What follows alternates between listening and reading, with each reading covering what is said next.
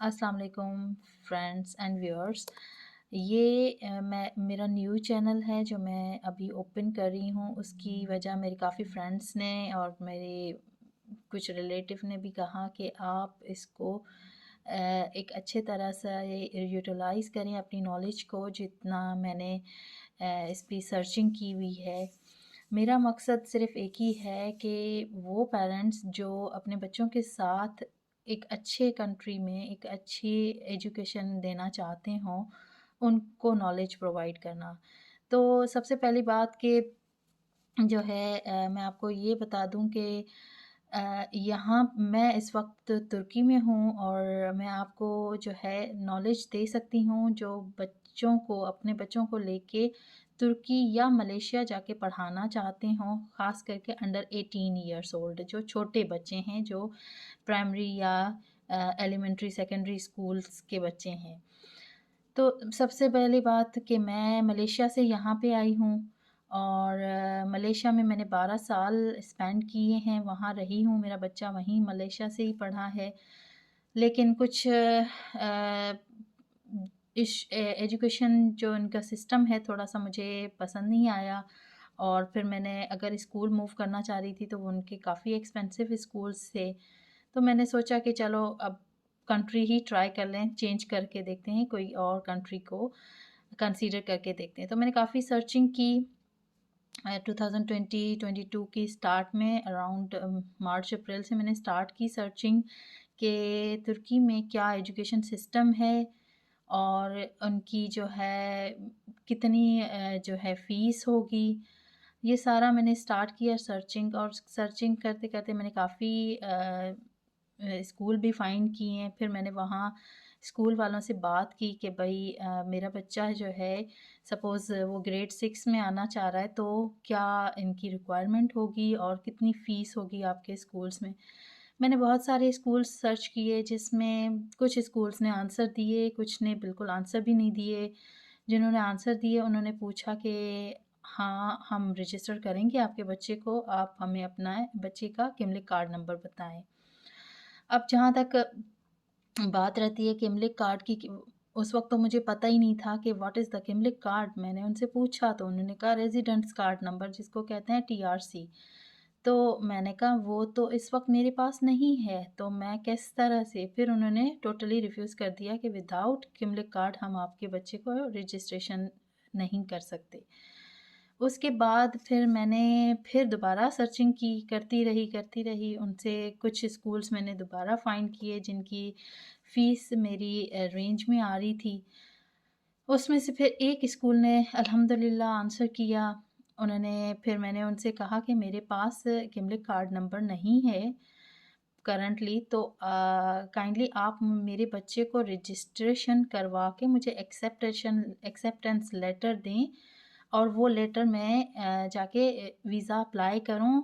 उसके बाद मैं यहाँ आके किमलिक कार्ड अप्लाई करूँगी, क्योंकि किमलिक कार्ड विदाउट यहाँ आने इसको तुर्की के आने के बगैर आपको नहीं मिल सकता। जब तक आप यहाँ पे आएँ, उसके बाद आने के बाद आपने किमलिक कार्ड के लिए अप्लाई करना है, जिसको हम टीआरसी कहते हैं। उसके बाद जब आपका टीआरसी आ जाता है, फिर वो सिर्फ़ स्कूल में सबमिट कराना होता है।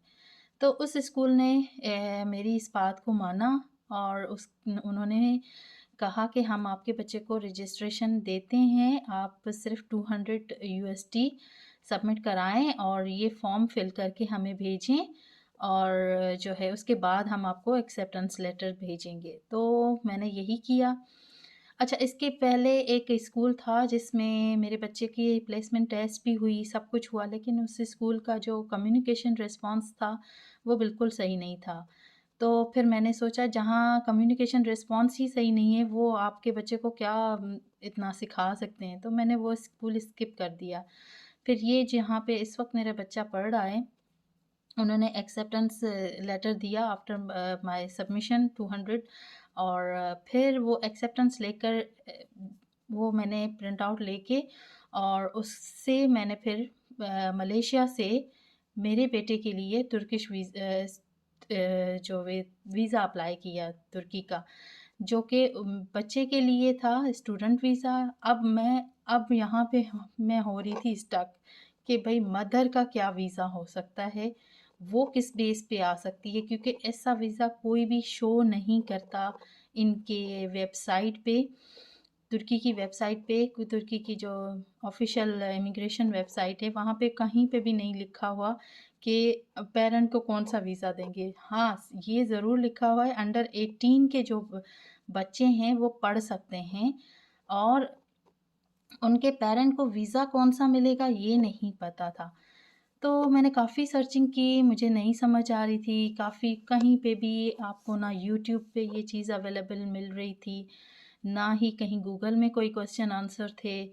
तो मैंने काफ़ी सर्चिंग के बाद फिर मैंने कॉल की इमिग्रेशन ऑफिस इन कोलालमपुर। फिर उनसे मैंने पूछा मेरे बच्चे का एडमिशन हो चुका है, अब आप मुझे बताएं कि बच्चे का तो चलें होगा स्टूडेंट वीज़ा, बट कहीं वो बहुत छोटा है और अकेले नहीं रह सकता, तो एज़ मदर मुझे जाना होगा उसके साथ एज़ अ टेकिंग केयर। तो फिर वहाँ पे उन्होंने इमिग्रेशन ऑफिस वालों ने मुझे रिस्पॉन्स किया कि आप जो है अपना वीज़ा जो अप्लाई करेंगी वो करेंगी मेडिकल कैटेगरी में, क्योंकि यहाँ पे काफ़ी लोगों ने जो सर्चिंग कर रहे होते हैं तुर्की की रेजिडेंसी के लिए या टीआरसी के लिए, उनको काफ़ी लोगों को पता होगा कि किस तरह से वीज़ा अप्लाई किया जाता है, कौन कौन सी कैटेगरीज़ हैं। तो उसमें एक ये कैटेगरी है medical based visa. Medical base उन्होंने मुझे कहा कि आप मेडिकल बेस्ड वीज़ा अप्लाई करें जिसमें आप अपना रीज़न लिखें कि आप क्यों जा रही हैं और क्या वजह है जिसकी वजह से आप जा रही हैं। अब ज़ाहिर-सी बात है मेडिकल है तो मुझे तो मेडिकल का ही होगा कि भई मुझे मेडिकल लिखना होगा, इसीलिए मेरे ज़हन में नहीं था कि ये कैटेगरी भी हो सकती है। फिर मैंने फ़ॉर्म तो उनका मेडिकल कैटेगरी वाला लिया और उसमें मैंने रीज़न ये लिखा कि मेरा बेटा छोटा है जो कि खुद अकेले नहीं रह सकता। तो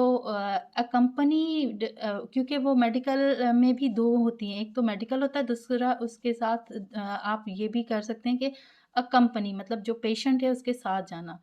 तो मेरा जो पेशेंट के साथ जाने वाला था वीज़ा, फिर मैंने उसमें रीज़न लिखा कि मैं क्यों जा रही हूँ, मैं कोई मेडिकल के वीज़े पे नहीं जा रही थी, कंपनी वीज़ा था उस पे जा रही थी। तो उस पे मैंने रीज़न लिखा कि मेरा बेटा छोटा है, अंडर 18 ईयर्स है, he can not live alone and I have to accompany with him. उसके बाद मैंने सारे डॉक्यूमेंट्स अरेंज किए और फिर मैंने अप्लाई किया वहाँ कोलालमपुर तुर्की इमिग्रेशन ऑफिस से वीज़ा। मेरा वीज़ा तकरीबन 5 हफ़्ते के बाद आया हम दोनों का, और वो वीज़ा सिर्फ़ जो है जब हम यहाँ आए तो उन्होंने सिर्फ़ 30 डेज़ की स्टैम्प के साथ हमें वो वीज़ा दिया। अब ये है सारी ऊपर की नॉलेज जो मैंने आपको दी है। अब इसमें डॉक्यूमेंट्स कौन से लगेंगे और वीज़ा के लिए और स्कूलिंग के लिए जो सबसे पहले मैंने रजिस्ट्रेशन करवाई थी उसकी डॉक्यूमेंट्स कौन से हैं।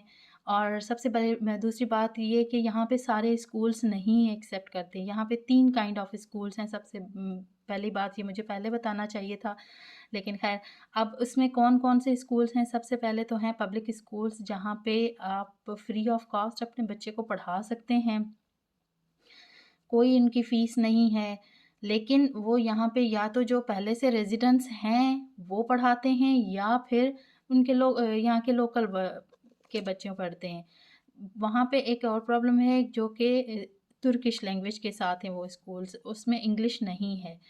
I mean only the subject of English is English, but सारे बाकी के जो भी सब्जेक्ट हैं, वो सारे तुर्किश लैंग्वेज में पढ़ाए जाते हैं। और जैसे कि मेरा बच्चा थोड़ा बड़ा है, तो वो इंग्लिश मीडियम में पढ़ा है सारे सब्जेक्ट्स, उसको मैं नहीं करवा सकती। सेकेंडली आप सोचें जब इंटरनेशनल स्कूल वाले ही विदाउट किमलिक कार्ड के आपको एडमिशन नहीं दे रहे थे, तो गवर्नमेंट वाले तो बिल्कुल भी नहीं देंगे।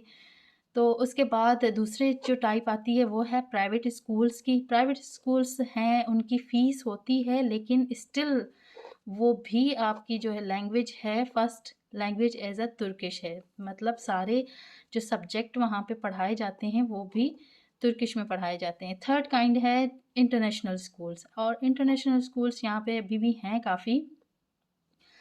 तो मैंने फिर सर्चिंग इस इंटरनेशनल स्कूल्स की ही की। अल्हम्दुलिल्लाह उसमें से मुझे एक स्कूल मिल गया जिन्होंने काफ़ी सपोर्ट की, और काफ़ी स्कूल्स ने नहीं एक्सेप्ट किया विदाउट किमलिक के। तो आज तक की वीडियो यहीं तक है, और सेकंड वीडियो में मैं आपको बताऊंगी कि वीज़ा के लिए और स्कूल के डॉक्यूमेंट के लिए कौन कौन से आपको डॉक्यूमेंटेशन चाहिए होगी। और दूसरा ये कि अगर कोई इंटरेस्टेड है मलेशिया में बच्चों को पढ़ाने के लिए, comment on below, and please subscribe my channel for helping the people जो आना चाहते हैं बाहर बच्चों को लेके उनकी एजुकेशन कराने के लिए, और जो तुर्की में आना चाहते हैं तुर्की के लिए हवाले से आपको कुछ भी पूछना हो कमेंट करें नीचे। Please subscribe my channel and like my channel and press the bell button. Thank you.